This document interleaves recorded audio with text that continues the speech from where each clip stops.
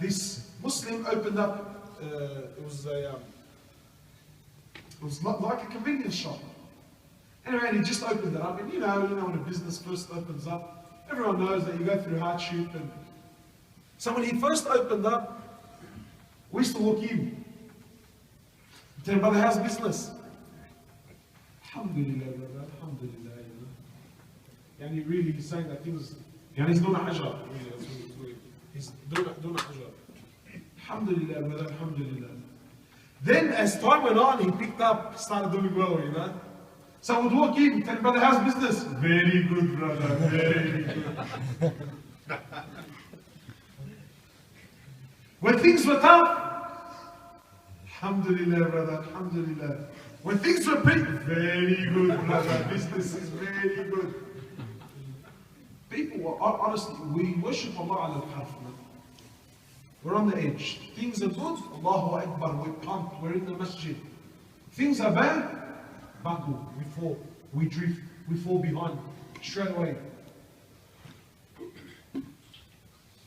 So what was the advice of the Prophet, my brothers?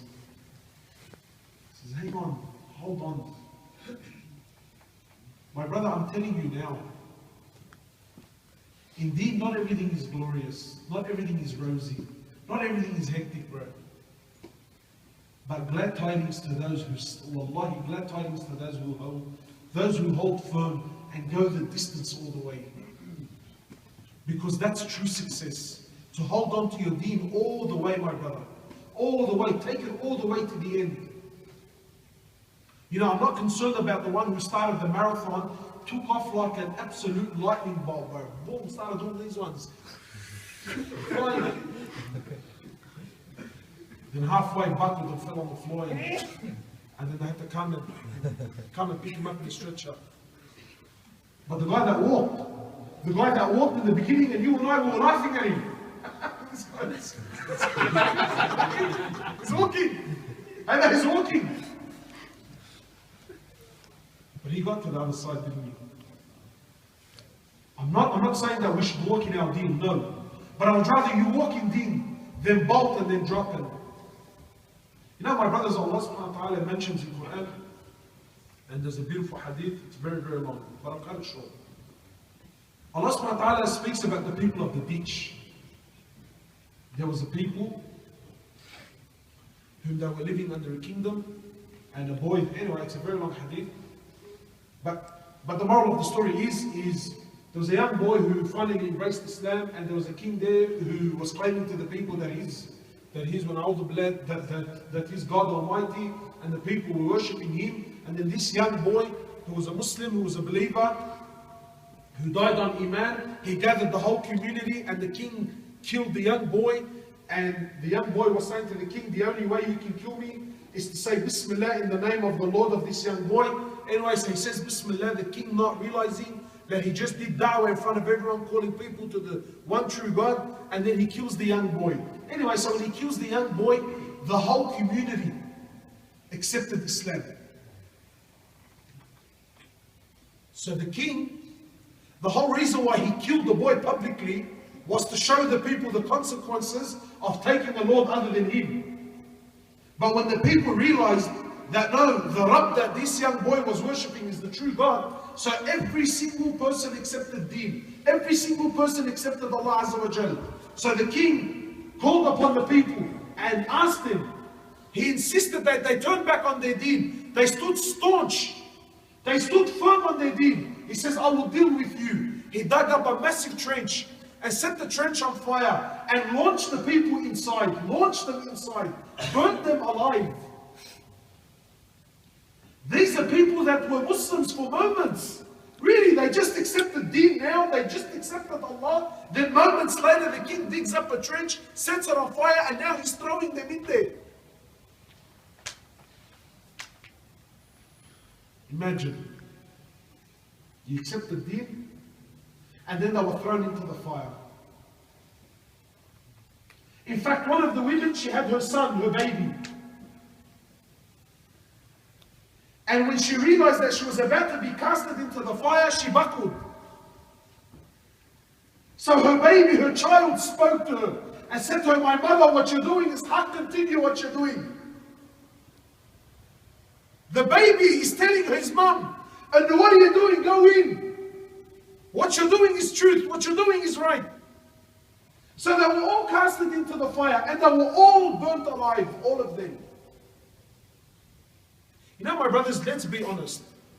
These people, a whole community, just accepted Islam, then moments later they were all burnt alive. Really, as far as you and I are concerned, is this success or is this victory? Sorry, is this victory or is this failure? Failure. Really, it's failure. You just accepted deen. They didn't establish anything. They didn't open any mosques. They didn't do any prayers. They've done nothing. They just accepted Allah, and as a consequence, all of them were burnt alive. What does Allah say about this?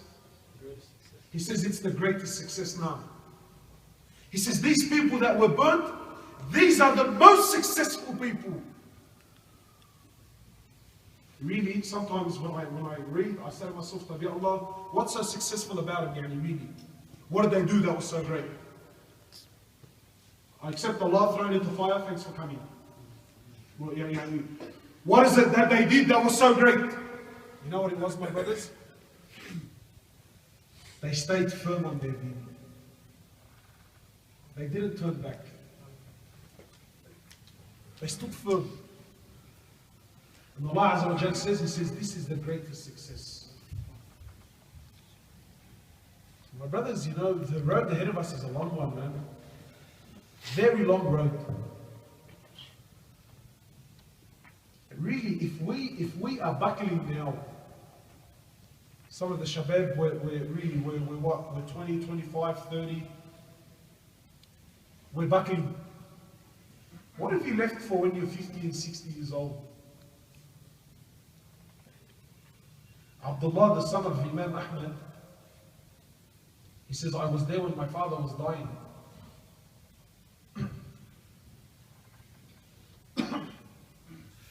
He says, I was there. Abdullah is narrating, the son of Imam Ahmad bin Hanbal. He says, I was there when my old man was dying. And he says, and he's saying that when my old man was dying, he was going through what they call sakarat al-maut. In and out, conscious, unconscious, conscious, unconscious. He says, so when my father gained consciousness, very famous story, he says, la ba'ad, la ba'ad. He says, no, not yet, no, not yet. Abdullah then said, then my father lost consciousness. So Abdullah says, you know, I was amazed, and why is my dad saying, no, not yet, no, not yet? He said, I started to worry, you know, that maybe my father doesn't want to leave dunya. Brothers, we're talking about one of the greatest scholars the Ummah ever seen. He's saying, no, not yet, no, not yet. So Abdullah says, I sat next to my father anxious, praying to Allah that he would wake up, because I wanted to know, what does he mean by no, not yet? He says, so I waited next to my father until he gained consciousness. And when he woke up, I said to my father, why are you saying no, not yet? No, not yet. What do you mean by this? He says, Abdullah, Shaitan was standing in front of me. And he was biting on his fingernails, saying, Ahmed, you've slipped out of my hands. Ahmed, you've slipped out of my hands. So I said to him, no, not yet. Not until I'm dead is the fight over between you and I. This is a man who's on his deathbed, my brothers. Really, if this was any one of us and you were Imam Ahmad, what would we have had said? If it was me, I was looking here because I did slip out of your hands, bro. Well, I was a big fish, bro, and you didn't catch me. Really, true? True. But Imam Ahmad says to him, no, the guy is dying, Ya Allah, he's going through sakarat al-maut, khalas, he's at his last moments. He says to him, no, the fight is still on. Not until I'm dead and gone is it over between you and I. This is, wallahi my brothers, this is istiqamah. Being firm on deen all the way to the end. And these are the ones who are most successful.